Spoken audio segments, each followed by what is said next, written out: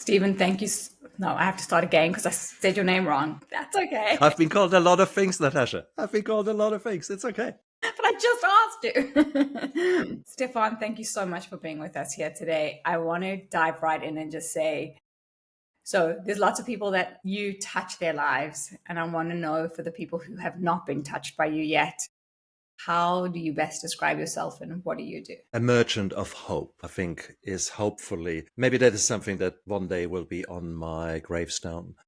I think we have all tremendous challenges in our lives, from past traumas, from traumas that were handed down from generations, to our current lifestyles, the hustle and bustle of modern life that is actually incredibly toxic, both physically for our bodies as well, mentally for our emotions, for our things. Add to that some core beliefs that maybe suited you as a younger child and that are now holding you back. Most of us, we are basically like a cork on bobbing on the ocean and floating without a direction, without intention. And it's so bizarre because nowadays we have got all the information that you possibly could wish for. It's all at your fingertips, but it's a tsunami of information.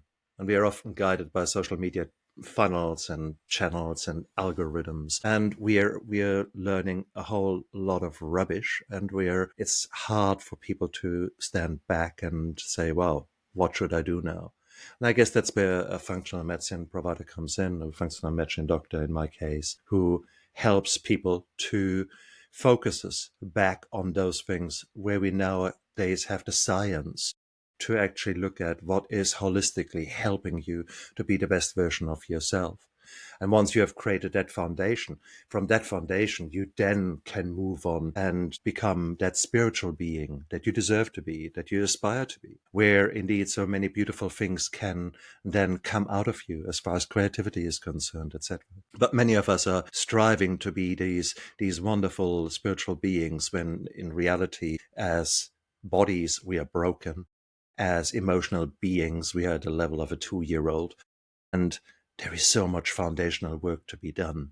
And I think that is through my own story where I had to learn what needs to take priority. How can I rank those needs? How can I use that most precious commodity, my time, to actually get myself into the best possible state and then move forward? And I guess that's where I'm helping others. So, how did you figure that out for yourself? Well, it all started in 1966. How do I figure that out? Because the universe thought that I'm a real badass and that I can take a lot of trauma and a lot of challenges in my life. And I did. I took a lot of trauma. And unfortunately, I didn't come with a handbook. So I tried things that were not so effective. So if you try to drown PTSD in alcohol, yeah, let me tell you, these demons, they can swim. They can swim very well in large vats of alcohol, okay? So I figured out through long, hard trials that that doesn't work.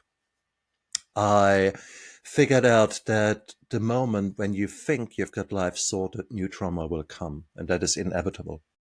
So I think I had to learn a lot of lessons. But trauma comes in layers, like an onion, and healing comes in layers. So therefore, I can't tell you when did I figure that out. I figured out at one stage that I don't need alcohol. And that was 10 years, 11 years ago when I went into rehab. When really, Congratulations.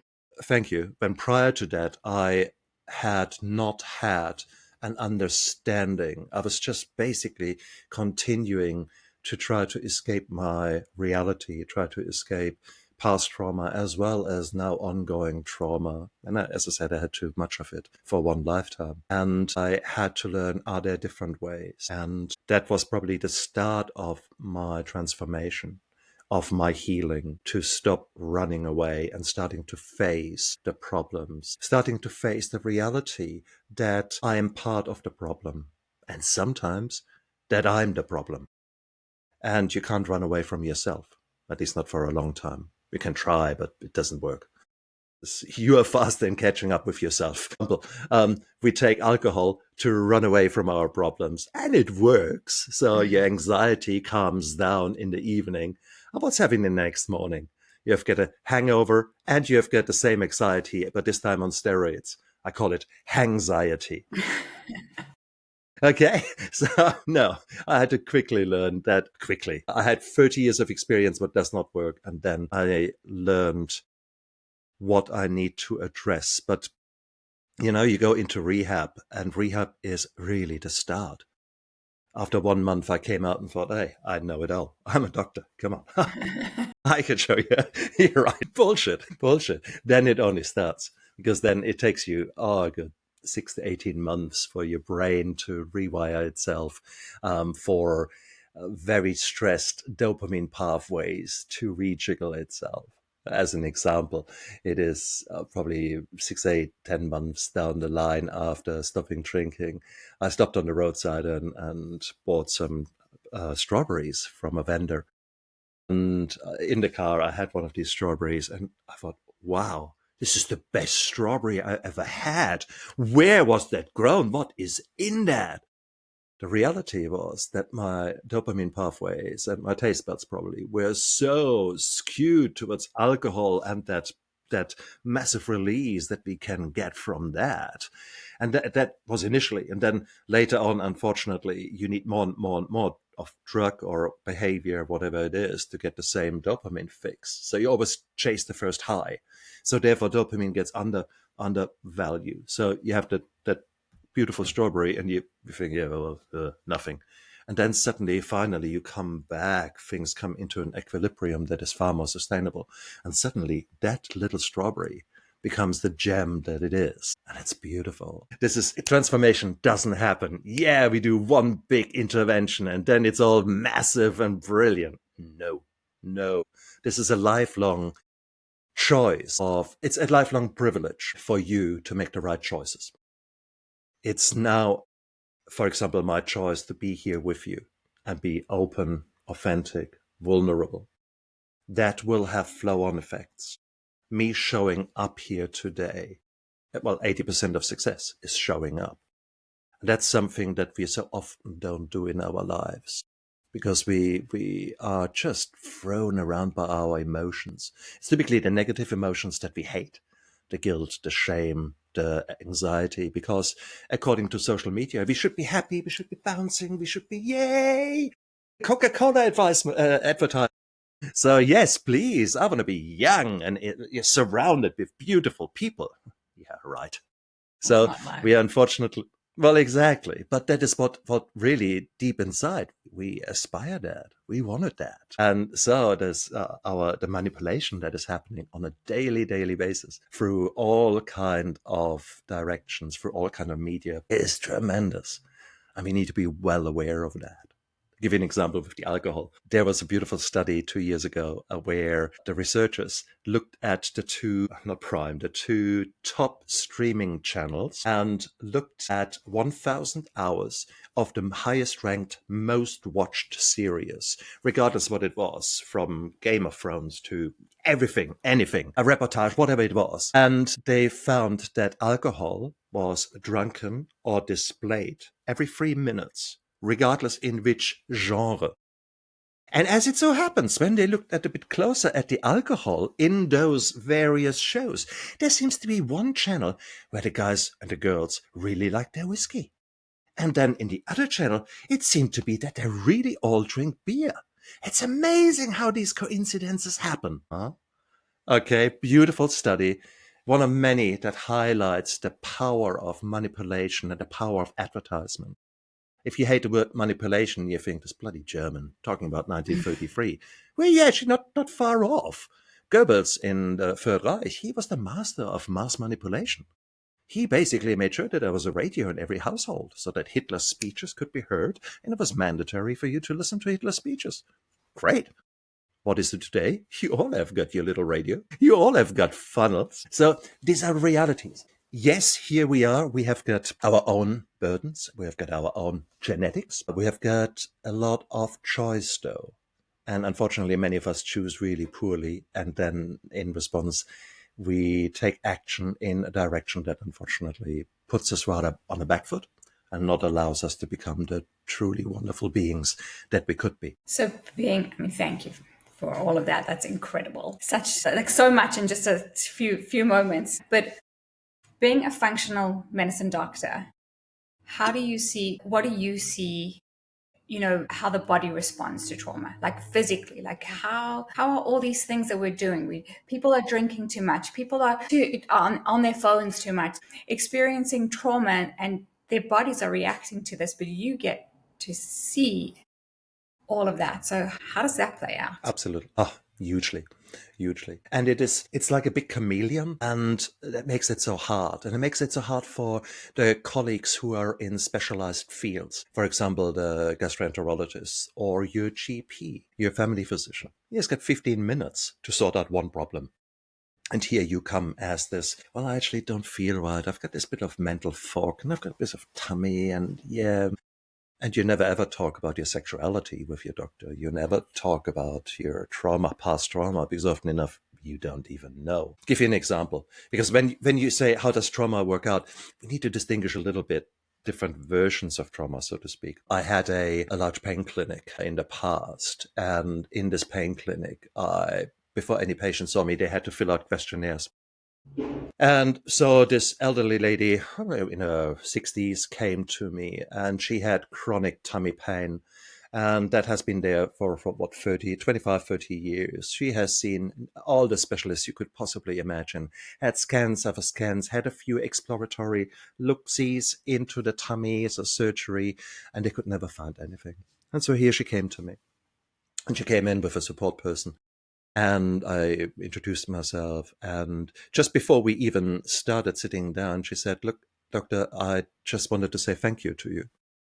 And I said, "What do you mean?" And she said, "You're the first person in 30 years who have asked me if I was abused." And I get still goosebumps thinking about this lady, because here she was in a very abusive marriage, and her husband had made a point of always punch her or knee her into the stomach to not leave any evidence. No one had ever asked this question. She had never volunteered this information. And it was clear there and then. We just looked into each other's eyes, and there was this relief in her that actually this shame and guilt, this wall that she had created and that no doctor had dared to approach, was breaking down. And needless to say, I didn't put her on any more medications, but she went on to see a psychologist. So you see that abuse, for example, childhood sexual abuse, even going way back, can have tremendous impacts directly onto our psyche, but also physically. Because such abuse can damage eye sockets, and you've got nerve pain, or it can give you a nasty STD, which makes then problems for your childbearing age, etc. So there are these kind of direct flow-on effects. But then, of course, there are the far more subtle things. And that is when we respond with constant trauma responses. And about 50% of us do have such abnormal trauma responses to something that has occurred in our childhood. And that's the fight and flight, fawn, run away, try to escape, everything. It's the fight and flight has such a cliche, but there's actually more with it. The people pleasing, the fawning, etc. These kind of things. So 50% of us have these underlying behavioral patterns that served us well when we were in this perceived dangerous environment of a dysfunctional family, or indeed when there was a real perpetrator there in our life. And these behaviors, they are associated with changes within our hormone systems. Our fight and flight, the sympathetic nervous system, is revved up. The parasympathetic nervous system is revved down. So there's this disbalance that we see. You're constantly hypervigilant. You're constantly on the lookout. You are constantly seeking for that danger that has been out there, and it's just waiting around the corner. Now, for that to work, you need a lot of cortisol, and that can either to leave very raised states of cortisol within your body, or actually the really burnt out kind of absent cortisol response. And we see then direct side effects. Take a man who has had a lot of trauma, and take this man and do a testosterone test. His testosterone test might actually come back low. And there might be, when you then actually scratch the surface, there might potentially be some erectile dysfunction, etc. So how does that work? Well, your body needs this cortisol. It's cortisol. The cortisol is such a beautiful organ. And all the hormones, they're sort of linked when they're created. So when the body needs lots of that cortisol, then it says, well, I don't have enough because your nutrition is shit. You're eating all the wrong things. I need more base stuff. Get me some nuts. Or if I don't get some nuts or some other healthy fats, what can I take? Which other hormones? Androgen, testosterone. So we call it in medicine, we call it a testosterone steal. Your body steals testosterone, gobbles it up, turns it into cortisol, and now you have got the cortisol that you need. So suddenly you have got this man who actually is trying to hold his marriage together that is anyhow on the rocks. Plus there's financial trouble, there's this, there's that. And now the sex life goes under. Yay. And that's just one of many examples. We see the impact of stress hugely in every single aspect because this chronic up-revving of the fight and flight also essentially translates into a chronic systemic inflammation. And that is something that is really the underlying problem in so many diseases that we try to somehow heal with band-aids. With that, I mean the rise of diabetes, the rise of obesity, hypertension, cardiovascular disease, neurodegenerative diseases. These are all prime examples where essentially we have got choices. And we have made a lot of wrong choices in our lives. Plus, again, I'm coming back to the mass manipulation. You are being told what to do, that it is modern to have all these convenient products in the supermarket, which really 90% of what you see in an American supermarket and probably 70-80% in a New Zealand supermarket shouldn't be called food. They are not nutritious, they are not healthy to you. If at all, they are actually problematic to your health. But we have conditioned to accept, hey, this is what we do. You don't bake your own bread. You need to be a hippie to bake your own bread. When 3 generations ago, it was absolutely normal. Okay, and it was normal to have bread with grains and all kind of things in there. And then came the bleached white thing. And equally at the same time, women were told, no, why do you cook from scratch when you can have this plastic packed thing that you put in the microwave? And that makes you the modern woman and it gives you that freedom, etc., etc., etc. Nowadays, we are left with many, many people who cannot cook. If they can cook, they have lost the knowledge of the basics. They don't know that you maybe want to blanch your spinach and then pour off the fluid because there's so much oxalate in there. You don't know that you might want to wash your rice and why you want to wash the rice because there's a lot of nowadays microplastics, but there are all kind of other trash there. So there are natural poisons within the grains that we are eating, and you're not aware of that.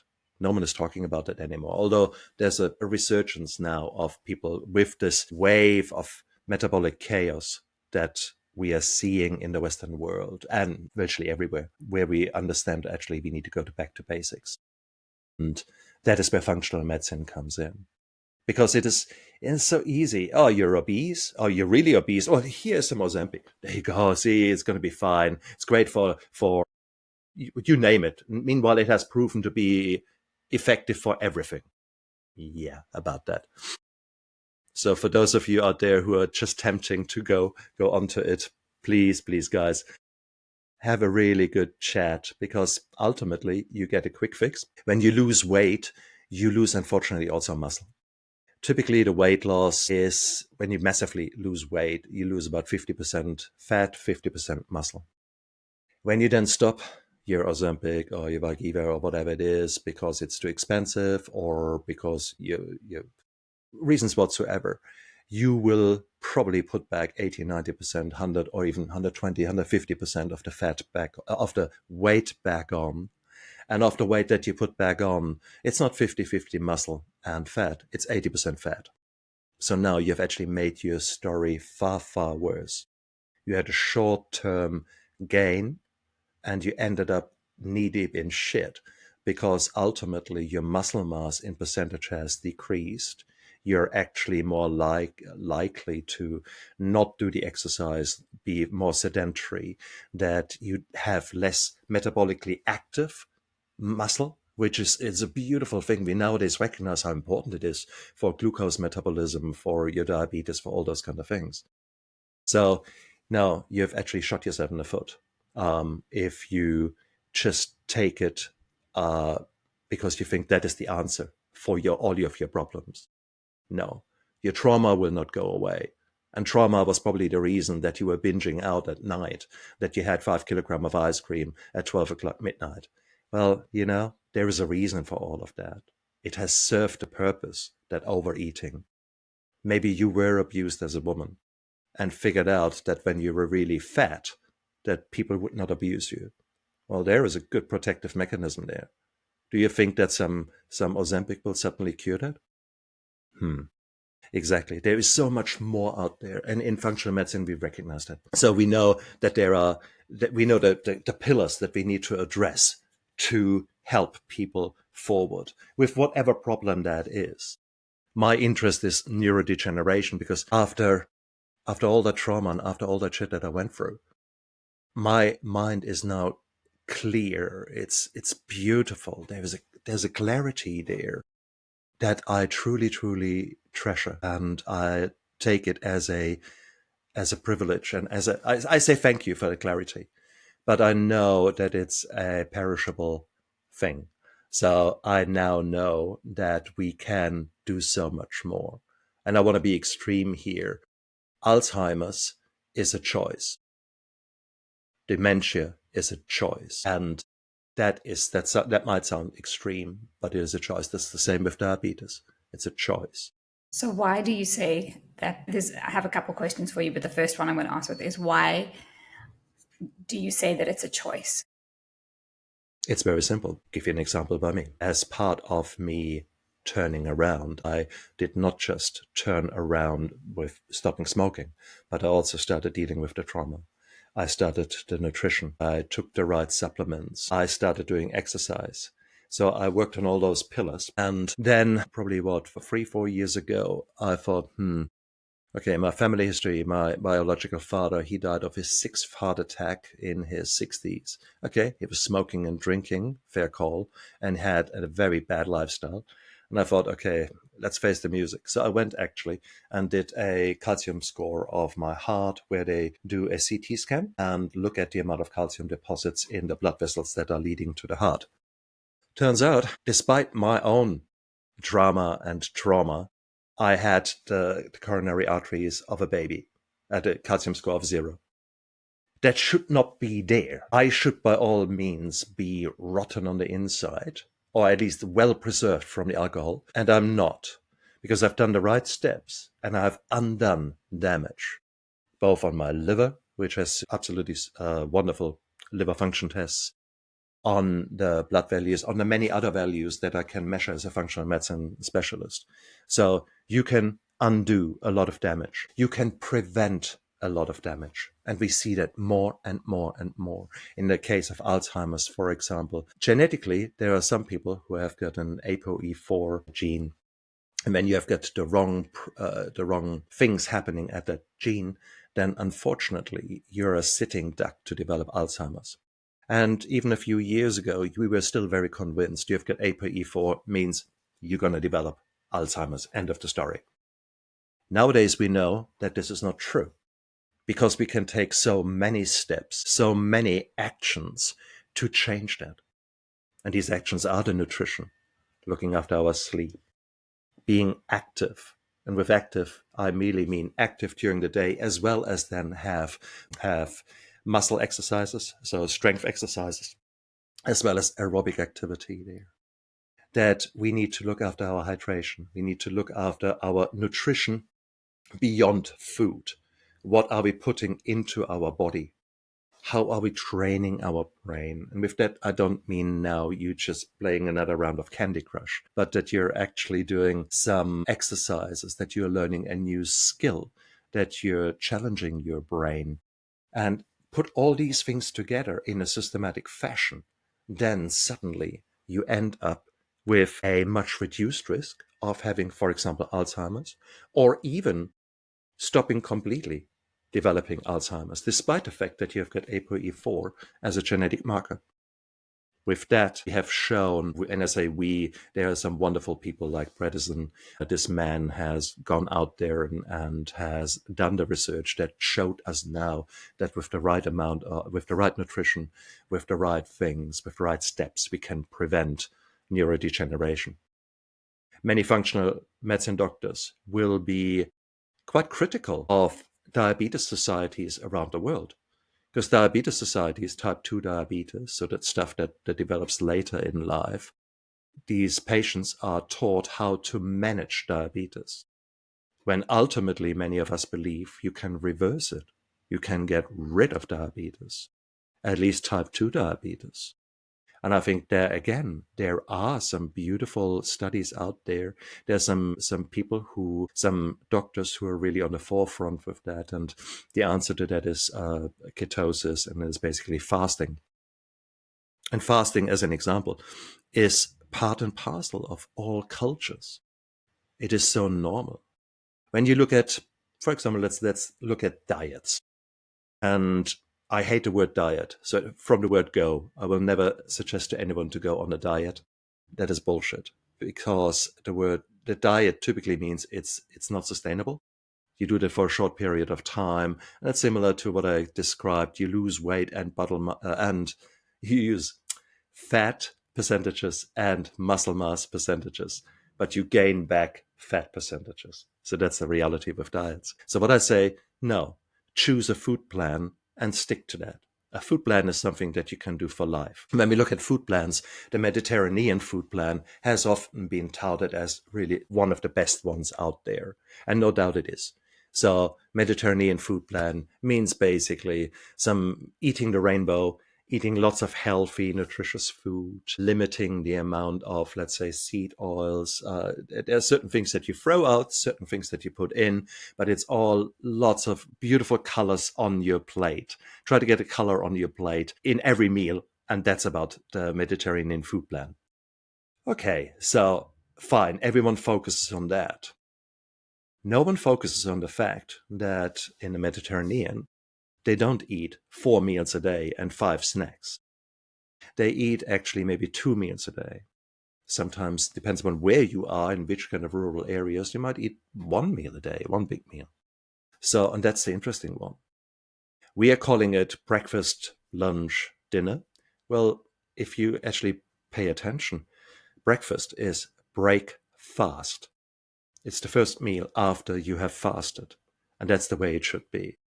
And so therefore, if you incorporate intermittent fasting, that will be a key for longevity, for your body learning to be active with the metabolic switch, a switch from glucose to ketones and to fat. And the more we can train that mechanism within our body, the better it is. So I think if you want to live your life to the fullest, you can't just think, oh, Mediterranean, oh, they drink a lot of wine. Great. From now on, I drink a lot of wine and I'm going to be fine. Yay. Okay. That was the 1970s. That was the French paradox. That's how the wine industry got their second wind, so to speak, because they could think resveratrol, the red color in alcohol. Now, for those of you who still believe in that, the dose of resveratrol in a bottle of red wine is about 2 to 4 milligram. The effective dose, and you take that with a pinch of salt, of resveratrol would be 50 to 100 milligram. So unless you want to drink 50 bottles of wine a day, which I certainly do not recommend, you can forget about that advantage. And unfortunately, resveratrol, initially we thought, wow, this is cool shit. And in reality, further studies have shown that it is actually not doing as much as we had hoped it would do. So when you are looking at the whole person, because that's what I love about functional medicine, is that you get the opportunity to look at the whole person. How important is nutrition in dealing with trauma? Hugely. Hugely. We could do 3 podcasts just on that. But in a nutshell, nutrition, you choose each and every meal you have if you want to be depressed or if you want to be happy. I'm this extreme in stating it without any hesitation. You need to realize that The things that we nourish are not just the cells that came down from mommy and daddy, but you have got 100 trillion bacteria in your gut. And you've got many more others on your skin, in your sinuses, in your vagina, in other parts that are quite important to you, in your mouth. My goodness, forgotten that. So all these bacteria, they need nutrition. And they all have a role to play, some really important roles. Take, for example, serotonin, our happiness hormone. Yeah, right. 95% of serotonin is not made in the brain, it's made in the gut. 50% of the dopamine made in the gut. Now, your gut bacteria, there needs to be the right mix in there. There are some good bacteria who make all these beautiful things, and there are some not so good bacteria who really mess about with you. And unfortunately, a bad nutrition can skew all that. So you've got the wrong bunch of bacteria, like gangs taking over a town, so to speak, and that is happening. Then basically with all the trash that the gangs are producing, they are vandalizing the walls of the colon, of the gut. Now you've got a leaky gut. So all kind of trash, all kind of rubbish is now going into the bloodstream and is really causing more inflammation. So you've got leaky gut there. So that's the problems when the gut doesn't work and you've got the wrong bacteria in there. Now, how do we actually feed those bacteria? And there's where the nutrition comes in. Nutrition needs to mean not just macro and micronutrients, but for me, the big nutrients are the carbohydrates, fat, protein, and fiber. I put the fiber into that category because you need to have 30 grams of fiber a day and more of various sources, because that's for the gut bacteria down there. So if you want to create serotonin, so if you want to create that happiness hormone, you need certain things. You need amino acids. So a protein-rich diet will give you that, but you need also vitamin D, magnesium, zinc, and a number of other cofactors. So if they are missing from your diet, well, hello. And that's a problem because here in New Zealand, for example, our soil is deficient in zinc and selenium. So therefore, even if you've got the best intentions, unless you supplement, you probably will not get the levels that are best for your life. That's sort of where the functional medicine practitioner comes in. And when we say functional medicine practitioners, this can be a nurse or this can be a nutritionist, etc. We all have got our strengths within our fields.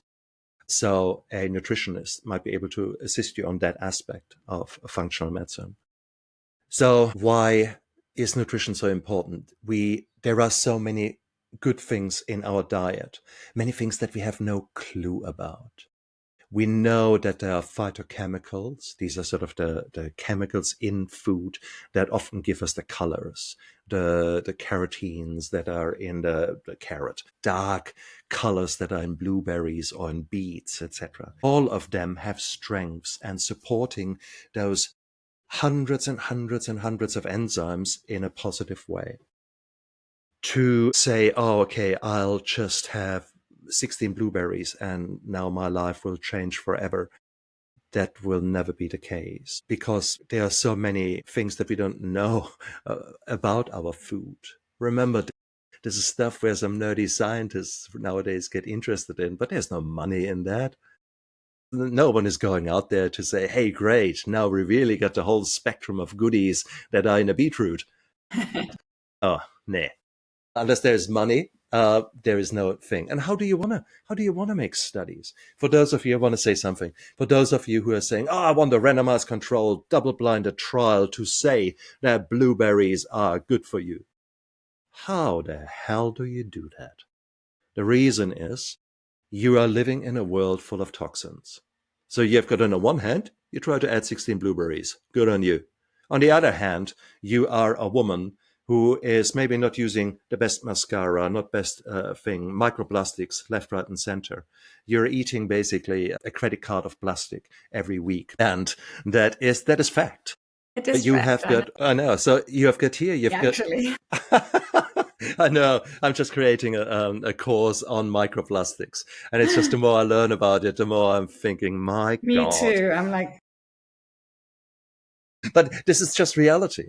So you've got all these things happening, and we call that a cocktail effect in functional medicine. It is, you never know what part of that cocktail that you've just had is taking the legs from underneath you, but it bloody well did. So therefore, for example, there's this, if you look at seed oils, are there studies out there to say seed oils are good for you? Yes.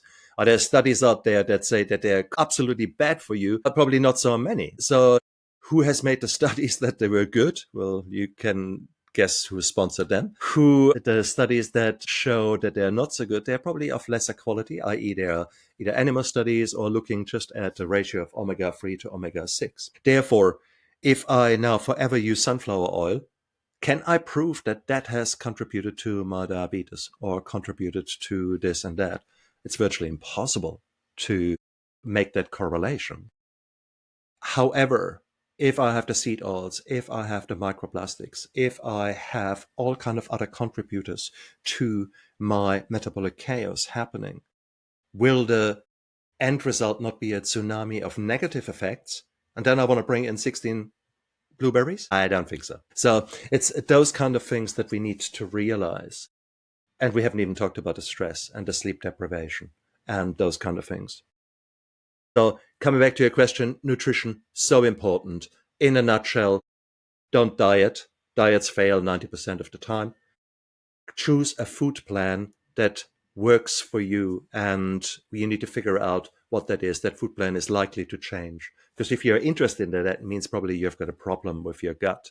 So your initial food plan might be an omission food plan, where you take out a lot of foods that potentially trigger you, heal the gut, and then step by step add in some of the food groups again until you have got a healthy gut that can deal with a beautiful range of healthy things that are now coming through. Mediterranean food plan or variations of that food plan are probably the way to go. Part of it needs to be some intermittent fasting. Part of it needs to be some healthy nutrition, healthy hydration, shall I say. And yeah, that's about it when it comes to the nutrition. Protein rich. And when you look at protein, which proteins should I have? Should I be a vegetarian? You're telling me about all these healthy things. Completely up to you. There are some circumstances where vegetarians have got very, very healthy bodies, but there are some shortages of certain vitamins, etc., in vegetarian lifestyle. There are people out there who have gone completely carnivore, or indeed a high protein, high fat content, kind of keto style. They have had tremendous turnarounds of body problems. But these diets, and I call it diets, these food plans have got their own problems, typically a change in the tribes of the gut bacteria that are living in there, which can have its own problems. There are pros and cons for each approach. But when it comes, for example, to specific problems such as neurodegenerative diseases, Alzheimer's specifically, there are clearly some food plans that work better than others. If you're just generally out there and think, where the hell shall I start? Very simple. Try to get a color and roughage on a color of every, sorry, as an example of every color on your plate, as many as possible. Okay. So if you do, give you an example. How can you cheat? Always those mums and dads out there who try to get veggies into their toddlers. You are masters in that already, but most of you have gone away from that again. Yes, you can grind up a carrot, you can grind up a beetroot, you can put some spinach in there. By the time you've blinked, you have made a perfect spaghetti bolognese with about 10 different veggies in there. Okay? So don't tell me you can't do it. You can. And it's just a matter of trying to. I do power porridge. I do oats, and I use protein powder to assure that I get a certain daily protein intake. My protein powder is chocolate flavored. So I've got the protein there, the amino acids, the oats, and then whatever goes. I would boil some beets and take the red beet juice and make my oats with that. You've got red things, and it actually is fine. You can get beets in there. You can get other veggies into your porridge. Who says you can't? It's completely up to you, however you work with it. If you want to stay more traditional, then put some blueberries in there. in your thing. Add some mushrooms in there, and I don't mean the magic ones now. That's a complete different podcast. No, there are some medicinal mushrooms, and not hallucinogenic. No, there is the cordyceps, the reishi, there is lion's mane, etc. So these are all things. And with as functional medicine people, we've only just scratched the surface on the fungi in our gut, as well as the viruses in our gut. They all play roles that we have no clue about. But what you see is you can make a lot of choices. And some of these choices by omission, well, you won't get anything. And if at all, you go a little bit backwards. Or you might say, well, I don't really know if it's doing much, but actually eat healthy. Well, I can do that. Stop ultra processed food. I can do that. And the more you practice, it's like going to the gym. First time you look at these weights and you think, oh God. And after a few weeks, you can, okay, well, I can do that. And it's the same with cooking from scratch, with moving away from sugar and learning what are the plus hidden names of sugar, artificial sugar that are added to our nutrition. How can I avoid them? These are all things that you can focus on. And that's where your transformation comes. There will not be one step, but you might choose this week to go onto my website and there's a free 5-day sugar detox course. Okay, let's do that. Doesn't cost me a thing. And this week I'm focusing on sugar. And the next week I might think, well, actually, my sleep has been better. Can I make it even better? And the answer is yes. And again, there's so much you can do. And it becomes a beautiful journey. And with that, you become a different version of yourself, a more centered, a better version that lives with intention, that goes out there and actually lives your life to the fullest. And suddenly the people around you, you attract different people. Law of attraction now comes along and says, okay, you're not the kind of naysayers around you, but there are people who say, well, you did well. And I did well too. And you exchange, well, how did you do that? Oh, you really? Oh, I'll try that. And then you say, you know what? On Sunday, I go for a walk up Mount, whatever is next to you. And you say, I come along. Why not? So now you've got exercise, activity, and community. And whilst you're up there, you change a bit of trail mix, interchange trail mix. So now you mix a few bacteria, and maybe there's Mrs. Right and Mr. Right, and you give them a kiss. Now you've exchanged bacteria, so it's beautiful. You're enriching your your microbiome. It's only getting better by the second. I know you also have a book. So not only I'm going to put obviously the links to your website and stuff, but you also have a book that I want you to just touch on briefly because I think it's so fantastic. And you have just given us so much information today. It's been awesome. Thank you, Natasha. Natasha, thank you for asking for the book. I've got a number of books out there. My transformation really started with alcohol, and therefore as an addict, I guess, and as a doctor, I was in a unique position. So I wrote my story down, my steps to sobriety, and it's now in its third edition. First edition was an Amazon bestseller. It is a mixture of my story and tips and steps, how you can go through it. And specifically, the issue of 12-step programs. When I say issue, the 12-step system is actually a very clever and very good system. Many of us living in secular societies, and you think, the moment I hear God, nah. So I've transformed the 12 steps into a modern language so that we take away the hurdles and maybe let you see that actually that is a very logical approach when it comes to getting rid of this monkey that is riding your back called alcohol. I would say it's really good for those people who are still drinking a lot, who are wondering, should I take action?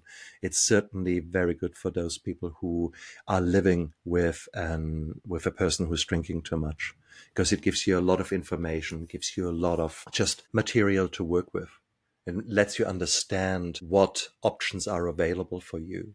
What do you need to look out for a rehab? What are the steps that will be included in this journey for your loved one? So there is hope there. Okay. Hate the addiction, love the addict. I think that is the key message of that book, and they can do so much about it. But I want to encourage you all to come back to have dinners around your table, to get a family dinners if you have got a family, And if not, then bring friends or create a family and have meaningful dinners together where you put down your phones or social media devices and where you start talking. It is the talking, it's the meaningful discussions. It's you stopping in your rat race and actually having beautiful conversations. And remember, you've got one mouth and two ears, and you should use them in the same ratio. Listen to the people around you, because with that, you model to your children how you potentially can deal with controversies or deal with rows, deal with your own emotions, share those things. Another book I've written is Esme, the Mindful Mouse. It's a children's book because I believe that it's much easier to create strong humans than to repair broken adults. And so therefore, that's what I'm saying. So use things like that, use tools where you teach your children that pain is okay. If a child falls over and screams, you don't need to push a lolly into its mouth or give him sugar and a cookie, because you're only saying pain, sugar, oh, good. You're creating an addiction. How about you sit down with the child, just give it love and say, yes, it hurts your knees, doesn't it? But I love you, and look, in a moment, it's going to be over. Different approach. And you have that. We all can be these role models. And I encourage everyone out there to start doing a 1% change in your life. Just 1%. Just 15 minutes a day, by the way. Just 15 minutes a day. Focus on what could you make different, but be consistent in that. Focus for a week or a month on one aspect, one pillar in your life, and then another pillar. And after a while, your life will be so unrecognizable and better. You have no idea. That's beautiful. Thank you so much, Stephan. I so appreciate you being here and just Absolutely. so And much Natasha, information. I please want to say thank you to you for putting this platform out there and having these open and honest and meaningful conversations. It's through those conversations that we all can learn. So kudos to you. It is hard work to do a show. There's a lot of work behind the scenes. So I want to say thank you to you for doing that and for going out there and making this world a better place, one interview at a time. Thank you. I appreciate that.